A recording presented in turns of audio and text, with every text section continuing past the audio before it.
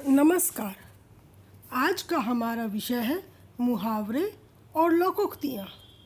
पिछली क्लास में आपने जाना कि मुहावरा अरबी भाषा का शब्द है जिसका शाब्दिक अर्थ है अभ्यास। हिंदी में इसका अर्थ होता है ऐसा वाक्यांश जो अपने साधारण अर्थ को छोड़कर किसी विशेष अर्थ को व्यक्त करे।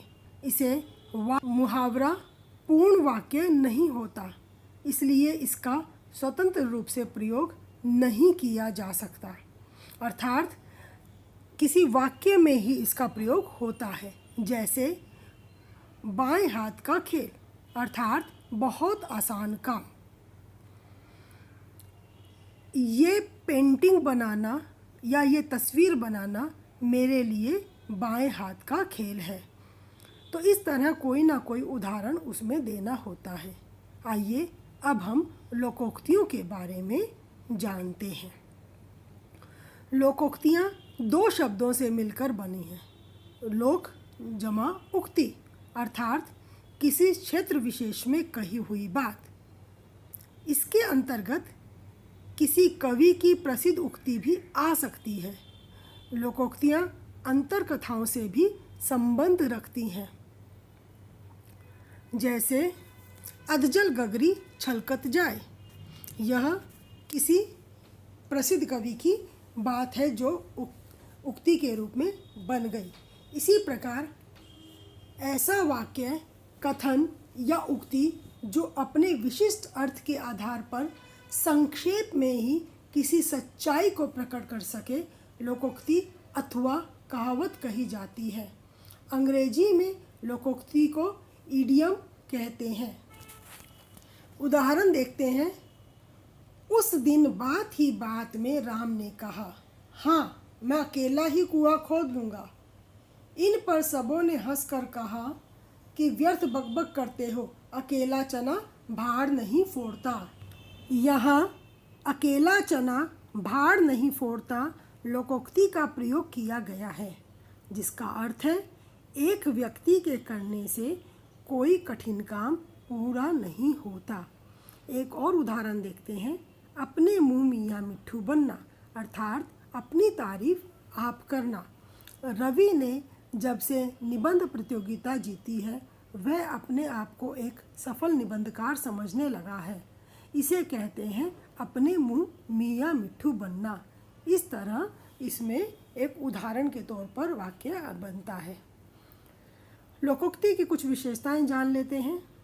लोकोक्तियाँ स्वतंत्र वाक्य होती हैं जिनमें एक पूरा भाव छिपा रहता है। लोकोक्ति में जिस अर्थ को प्रकट किया जाता है लगभग पूर्ण होता है। लोकोक्ति का वाक्य में प्रयोग नहीं होता, बल्कि वाक्य के साथ उदाहरण स्वरूप प्रयोग होता है, जैसा कि मैंने अभी उदाहरण दिया था। लोकोक्ति किसी प्रासंगिक घटना पर आधारित होती है। ये गद्य और पद्य दोनों में ही देखने को मिलती है। जैसे अधजल गगरी छलकत जाए, ये एक पद्य में है, और गद्य में धोबी का कुत्ता ना घर का ना घाट का। ये लोगों के अनुभवों पर आधारित होती है। लोकोक्ति का एक और प्रमुख गुण है उसकी सजी, वे आम आदमी की जुबान पर चढ़ी होती हैं। लोकोक्ति जीवन के किसी न किसी सत्य को उद्घाटित करती है, जिससे समाज का हर व्यक्ति परिचित होता है। सामाजिक मान्यताओं एवं विश्वासों से जुड़े होने के कारण अधिकांश लोकोक्तियाँ लोकप्रिय होती हैं। चुटीलापन भी लोकोक्ति की प्रमुख विशेषता है। उनमें एक पैनापन होता है, इसलिए व्यक्ति अपनी बात की पुष्टि के लिए लोकोक्ति का सहारा लेता है। और अब हम लोकोक्ति और मुहावरे में अंतर को समझते हैं। मुहावरा देखने में छोटा होता है, अर्थात पूरे वाक्य का एक अंग मात्र होता है। जैसे लाठी खाना। इस वाक्यांश में खाना का अर्थ प्रहार सहना है, क्योंकि लाठी खाने की चीज़ नहीं है। परंतु लोकोक्ति में जिस अर्थ को प्रकट किया जाता है वह लगभग पूर्ण होता है, उसमें अधूरापन नहीं होता। जैसे उल्टा चोर कोतवाल को डांटे, इसमें कोई अधूरापन नहीं है। आइए लोकोक्ति को उदाहरण के द्वारा समझते हैं। तिल का ताड़ बनाना, छोटी बात को बढ़ा चढ़ाकर कहना। रेशम ने समझाया कि अब झगड़ा खत्म करो, तुम सब तिल का ताड़ क्यों बना रहे हो। ऊँट के मुंह में जीरा, आवश्यकता से बहुत कम मिलना। बाढ़ पीड़ितों के लिए 2 दिन बाद भोजन के लिए कुछ पैकेट गिराए गए। ऐसा लग रहा था मानो ऊँट के मुंह में जीरा डाला हो।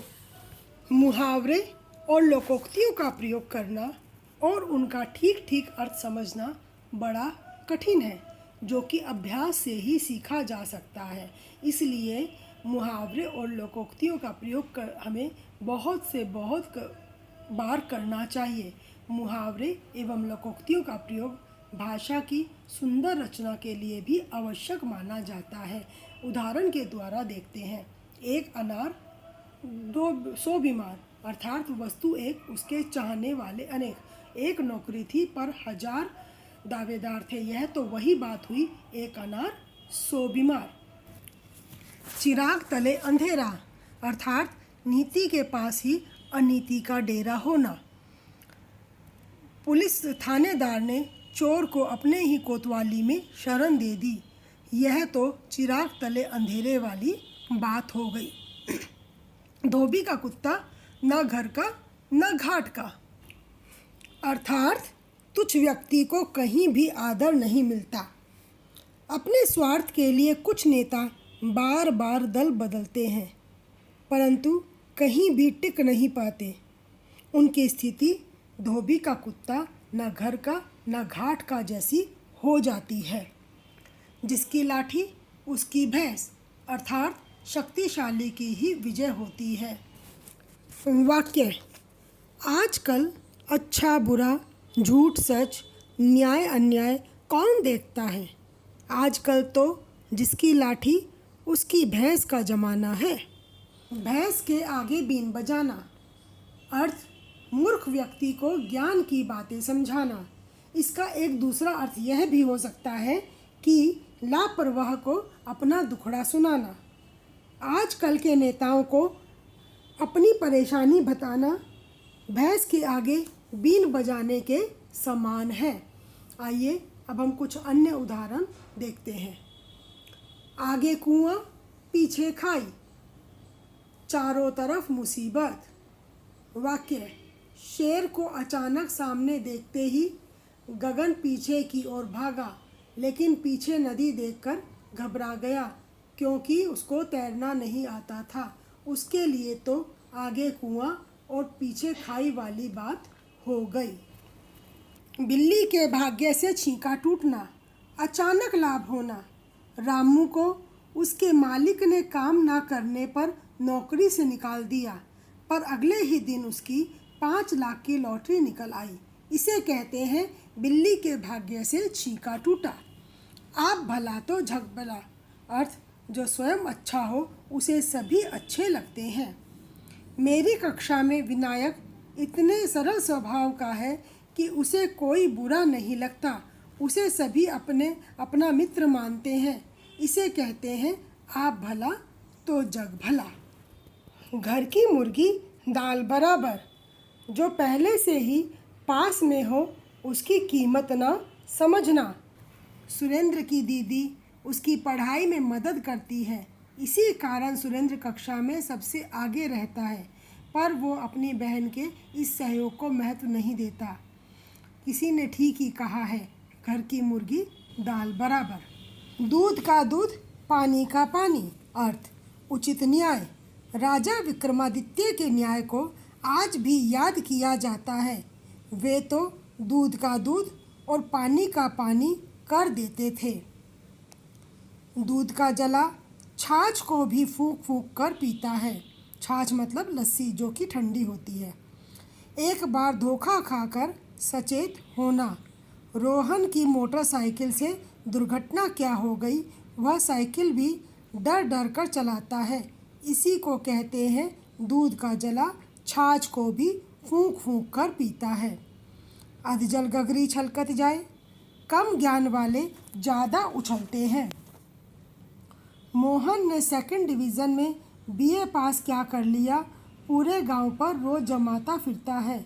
इसी को कहते हैं अज्जल गगरी छलकत जाए।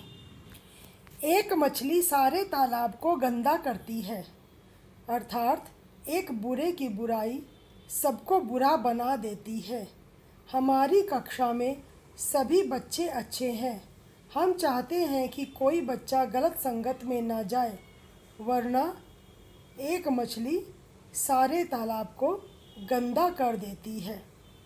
भैंस के आगे बीन बजाना, लापरवाह को दुखड़ा सुनाना, आजकल के नेताओं को अपनी परेशानी बताना भैंस के आगे बीन बजाने के समान है। काला अक्षर भैंस बराबर, अर्थात निरक्षर होना, अनपढ़ होना। रामलाल से सेठ ने गलत खाते पर अंगूठा लगवा लिया, क्योंकि वह तो कुछ पढ़ना लिखना नहीं जानता था। उसके लिए काला अक्षर भैंस के बराबर था। आइए अब हम मुहावरे और लोकोक्ति में थोड़ा अंतर समझ लेते हैं। मुहावरे वाक्यांश होते हैं, जबकि लोकोक्तियाँ पूर्ण वाक्य होती हैं। वाक्य में प्रयुक्त होने पर ही इसका अर्थ स्पष्ट होता है, अर्थात मुहावरों का, लेकिन लोकोक्तियाँ अपने आप में भी पूर्ण अर्थ को स्पष्ट करती हैं। मुहावरे वाक्य में प्रयुक्त होते समय लिंग, वचन, कारक, काल इत्यादि के अनुराग बदल जाते हैं, जबकि लोकोक्तियाँ लिंग, वचन, काल इत्यादि के अनुसार नहीं बदलती। वे अपने मौलिक स्वरूप में ही बनी रहती हैं। धन्यवाद।